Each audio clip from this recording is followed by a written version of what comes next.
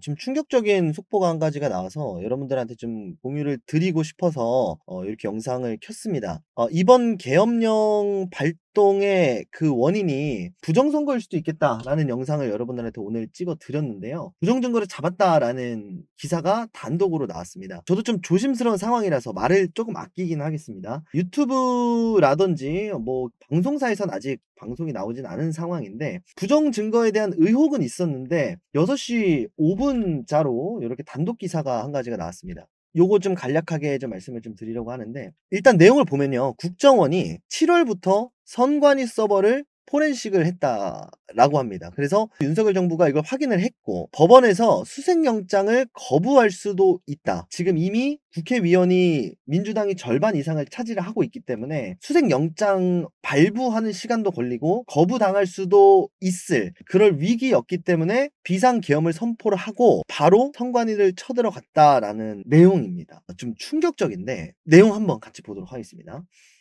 윤석열 정부가 중앙선거관리위원회 서버에 대한 포렌식을 통해서 부정선거가 있었음을 확인했다라고 이제 나왔는데 실제로 존재했다. 2020년 4월 총선을. 그래서 이게 일단 24년 총선은 아니긴 하거든요. 일단은 2020년 총선 얘기가 나왔고 2020년 시기가 문재인 대통령 정권이고 과연 이번과 이 계엄령이 무슨 관계냐를 또 논제로 가져올 수 있습니다. 그건 이제 문재인 정부 때의 일이고 우리랑은 관계가 없다. 탄핵은 탄핵이다. 이런 식으로 갈 수도 있기 때문에 탄핵이 된다 안 된다 이런 여부를 떠나서 일단 여러분들한테 이 내용만 좀 공유를 드리려고 하고요. 자, 그리고 국정원은 대통령실에 보고를 했고 그리고 나서 과거에 5% 정도 포렌식을 통해서 있었다는 걸 확인을 했고 그리고 카드를 가지고 윤석열 정부가 사실 시기적으로 최근에 예산 삭감이라든지 뭐 간첩 확대법이라든지 이런 부분을 계속해서 커트를 당하니까 급하게 이 카드를 꺼내서 쓴 느낌은 있어요. 영화 더킹을 보면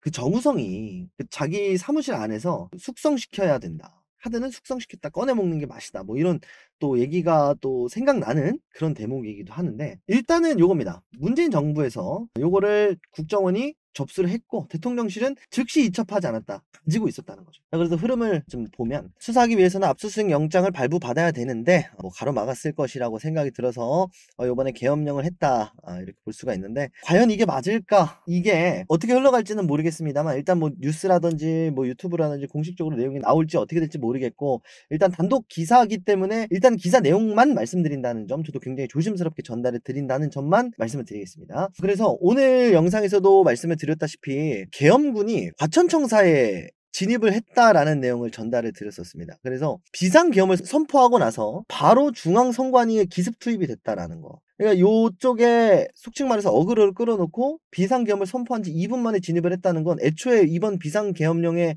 목적이 이쪽이었다는 거죠. 중앙선관위. 여기에 있는 일단 증거가 있으니까 자료를 압수를 했고 뭐 지금 어느 정도 조사 중일 수도 있겠습니다라는 생각이 좀 드네요. 일단 그 당시에 좀 제기가 됐었던 인터넷 떠도는 자료를 몇 개를 가지고 왔는데 사전투표를 했는데 무작위로 쌓아놨으면 뭐 여기 점 이렇게 점 뭐 이렇게 돼야 되는데 애초에 하나로 오랫동안 보관을 했던 것처럼 이렇게 자국이 한 번에 돼 있다. 뭐 이런 게 있었고 이것도 마찬가지고요. 그리고 도장 사이즈가 최근에 뭐 발각된 중국산 도장이 굉장히 두꺼웠는데 대한민국 도장은 이 얇게 돼 있기 때문에 여기 찍혀져 있는 게 굉장히 두꺼웠다. 그래서 이것과 이게 차이가 굉장히 많이 난다. 이거는 조작된 내용이다. 뭐 이런 내용들이 돌아다녔었거든요.